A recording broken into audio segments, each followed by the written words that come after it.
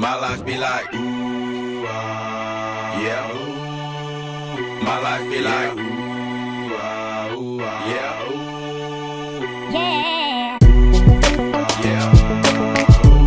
Bonjour et bienvenue sur ma chaîne. Aujourd'hui, je vous retrouve pour une nouvelle vidéo qui sera une revue de presse.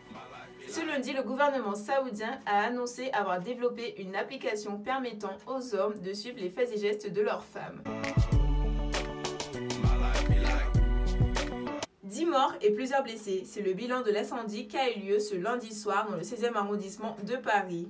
La piste criminelle privilégiée, une habitante ayant des antécédents psychiatriques, a été mise en garde à vue. Affaire à suivre.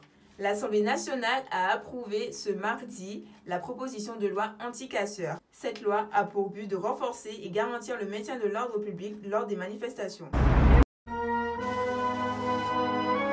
Moi, je suis étonné qu'elle n'ait pas été plus débattue que ça et qu'elle soit passée à l'immense majorité directement, sachant qu'elle va contraindre quelques libertés fondamentales qui sont la liberté de manifester.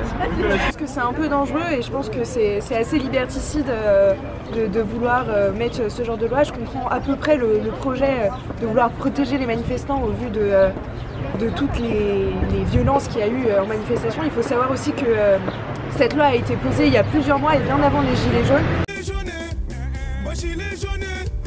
Notamment par rapport au Black Bloc sur les manifestations.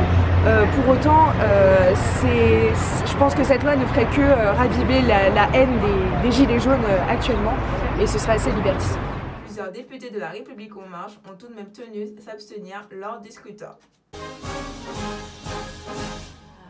La Commission européenne a interdit ce mercredi la fusion entre l'allemand Siemens et le français Alstom.